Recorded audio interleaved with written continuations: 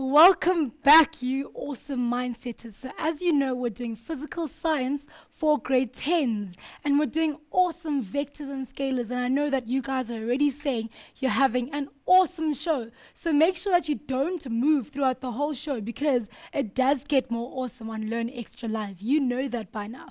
Over to you, Phil. Thank you so much.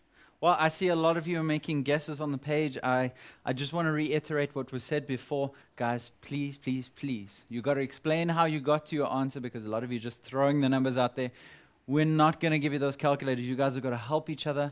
You've got to learn more and learn extra. Actually, I want to make sure that people are understanding what I'm meaning by substantiate. Okay, you've got to explain how you got to your individual answer. So, guys, stop throwing those letters around. It's not going to help you, and it's not going to help anyone else. We want you to explain step by step how you got it. And then if somebody gets it right, great, explain it to them. Okay, so all will be revealed. Okay, but before we get any further, what I'm going to do is I'm going to show you how to use the cardinal points. Now, I said to you that the cardinal points, the compass points, these are a little bit limited. The problem is that the cardinal points are actually different depending on where you are. And it also depends on you knowing where north, east, south, and west are. Now, that's a bit of a problem. Now, inside this building, I can't see the sun, I can't see the outside. I think I'm looking in a certain direction, but I'm not actually. And the problem is that it's very, very difficult. Now, let me tell you what a lot of learners start doing, and it's not correct. I can't assume that east is always to the right, because here's the problem. At the moment, my right is over there, and it's your left at the moment on the screen. And as soon as I start turning around, what I'm actually doing is I'm moving east, and that's not correct. You cannot move east. East is a certain direction on the planet. You can't move it unless you're moving around the planet and you're not Superman. Okay? You may think you are, but you're not. Okay, but what I want to emphasize is that cardinal points are a little bit of a weird thing. You've got to view it from the top. So what I'm going to do is I'm going to do one cardinal point example with you, and hopefully you can actually sketch this out. Now, very often on your exam, if they tell you that north is facing up, it's great. That means that you've got what we've got here. Now what I'm going to do is I'm going to start adding in an arrow. Now, arrows are very useful ways of representing vectors because arrows have got two things which I really dig. And the things which I like about arrows is that you can draw them different lengths, which tells me that I can show a magnitude. Now, I want you guys to start thinking about that. Wow, okay, well, I can picture this magnitude. If I want a big vector, I can just make a really big arrow. And the cool thing about arrows is that they point. They can tell me in which direction I'm moving. So what I'm going to do is I'm going to start working with some vectors.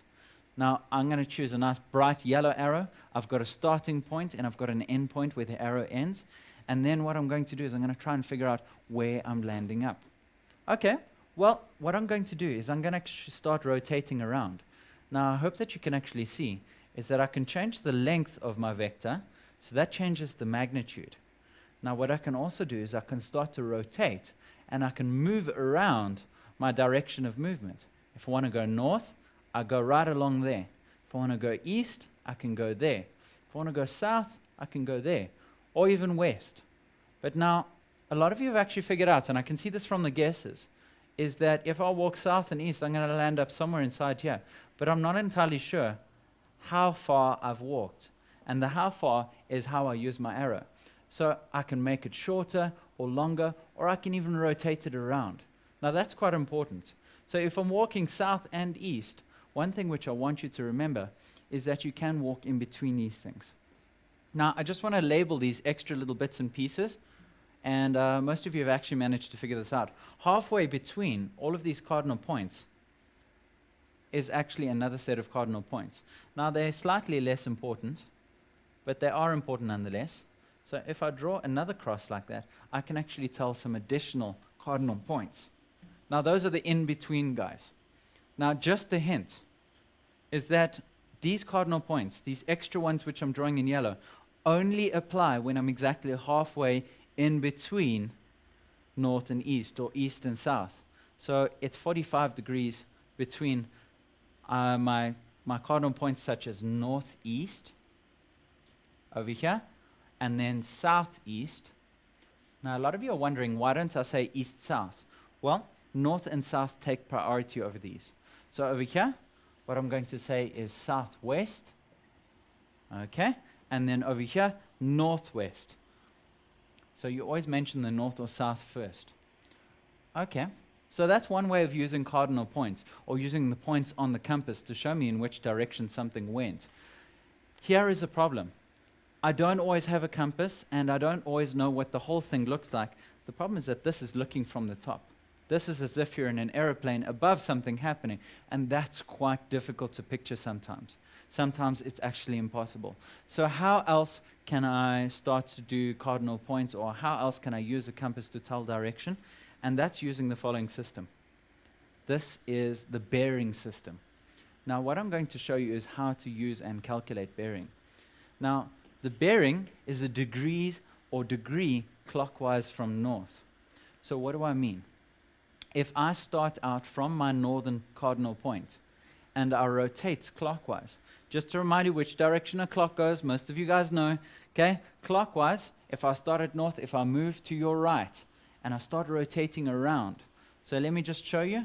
What I'm going to do is I'm going to use an arrow and I'm going to rotate around to get the bearing that I've shown you here. So you start on north and you start to rotate, and I'm rotating clockwise. And I hope that you can see that I'm moving in one direction. So what that tells me is that I've moved through a number of degrees. And that measurement of those degrees is my bearing. Now the way that you write this is not degrees clockwise from north. What I've got to write down now is I've actually got to write down what's going on from north. How many degrees did I count? Now I've chosen a couple of examples here, so let's just practice with the bearing system. Now the bearing system is the only way which is used by many navigators. If I'm starting from north and I've rotated around, I hope that you can actually see is that I've gone through a full half circle. Now a bearing number is always 3 numbers, even if there aren't 3 numbers, and I'm going to show you what I mean by that. So I'm going to say that this first one has got a bearing of 180 degrees. It's just like a normal angle. But what happens if I've got an angle something like 90? So what I'm going to do is I'm going to do a bearing of 90. And I'm going to show you exactly how to do that. So here we go. Let's make one which is exactly 90 degrees. So that's a separate bearing. Now, if you are a navigator, very often what you'll actually see on the compass instruments is they've actually given you an extra number. And sometimes this identifies that you've actually got a bearing. Okay, and over here, we can say that it's bearing 090 degrees. Now that's just 90 degrees with an extra 0 on the front, which is not changing the number. It wouldn't be wrong if you said 90 degrees, but usually the instruments which tell you bearing will actually give you 3 numbers. So if you see 3 numbers, that's what it means. So a bearing of 90 degrees or 090 degrees is absolutely fine. So when I've got my bearing, just a reminder that I measure from north. So let's just take a look over here. How is this a bearing of 135? Let's actually move around with my arrows and let's find out how we can do this. So if I start from the center, there we go. If I rotate round, what I'm actually going to find over here is a bearing that I've rotated all the way around from north, and I've rotated down to an angle of 135. Now, you're going to need a protractor to be able to measure this direction. And this is just a little bit of a hint on how to solve our challenge question for today. So I'm not seeing many of the people answering on the page correctly yet. And here is a little bit of a hint. It's not 135 and it's not southeast. So that's starting to narrow things down a little bit. I want you guys to explain though. So I've figured out what I'm doing with my vectors and my direction. Just a reminder, with a vector, I can change the length of the arrow and I can change which direction it points in. That gives me a magnitude and a direction. Now, I've just shown you a couple of ways of giving your direction. There's many, many different ways of giving direction. Things like up, down, sideways, towards something. And the way that I do that is, this is called relative direction. Now, relative direction is something slightly different. And it's something that you and I are actually much more used to. I don't walk around all day wondering where north is. What I do is I say, okay, we'll walk towards something. The way that I usually give directions is I say, okay, we'll travel to the road until I reach something. I travel towards that shop. I turn left at that particular house or that particular color wall. That is an example of how to use relative direction. I'm saying towards or away from another object. Now here we go. We describe the direction in relation to the object's surroundings. So I say, okay, well, I'm going to walk towards Katleho, or I'm going to walk backwards towards what's behind me here, and that's a desk. Now in both cases, I've referenced something around me. Now those are my surroundings. So here we go. So I say I'm traveling 80 kilometers towards a tree. Now it's a bit of a weird or silly examples, but over here, I've given you a magnitude, I've given you a unit, and I've told you a relative direction. Now the nice thing about relative direction is it's easy to understand. Examples of bad relative directions, if I say, well, okay, I want all of you to travel 1 meter towards the right. The problem is that there is no single right.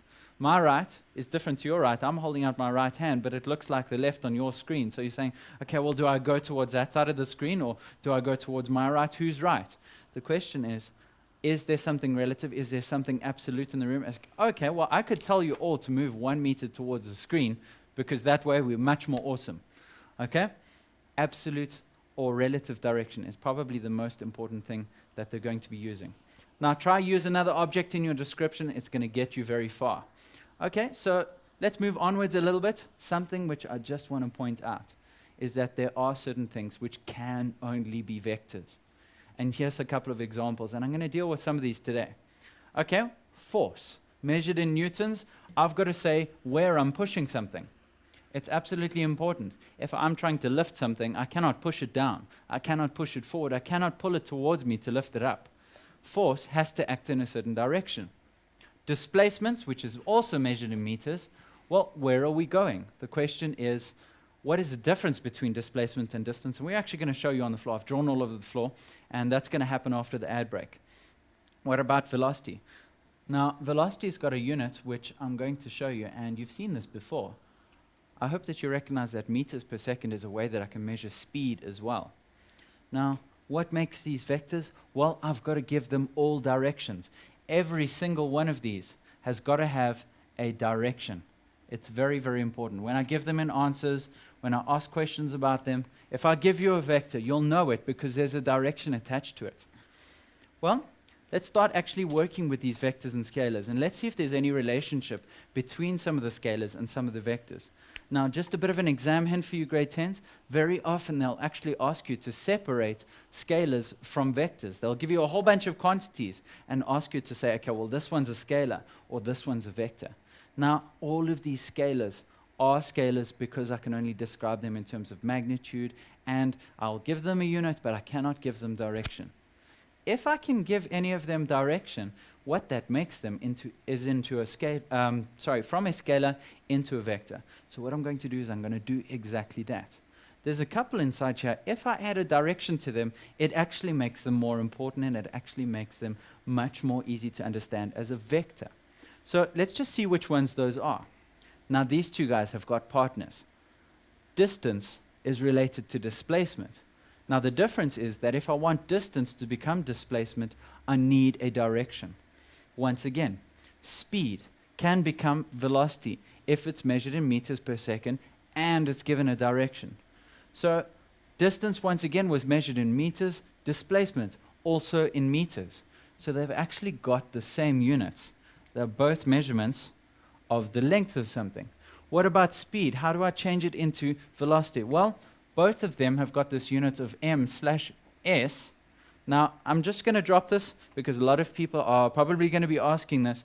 Or you can say m dot s to the power minus 1. Those of you that have done exponents before know that seconds to the minus 1 means that second goes down to the bottom of that fraction. So I've got distance. I can change it into displacement if I give it a direction. Speed, if I give it a direction, it turns into a velocity. Absolutely important that you know the difference between a scalar quantity and a vector quantity. Now, what I wanted to do was to just highlight a difference between distance and displacement. Now, we're going to do a little bit of a demonstration after the ad break, but I just want to lay down the groundwork first. So now, I can walk a distance of 2 meters. Now, the problem is if I try to walk 2 meters towards the wall or out of the shot over there, it's quite important where I'm walking. So distance actually becomes quite limited. Most of you actually have been doing this before, and it doesn't actually tell you where you want to go or where you've gone. So distance over here I actually find quite useless unless I need to know how far I've actually gone. Because distance is what uses up my energy very often, and it's what uses up the petrol inside my car. And what I want to do is rather, I want to describe this as a displacement.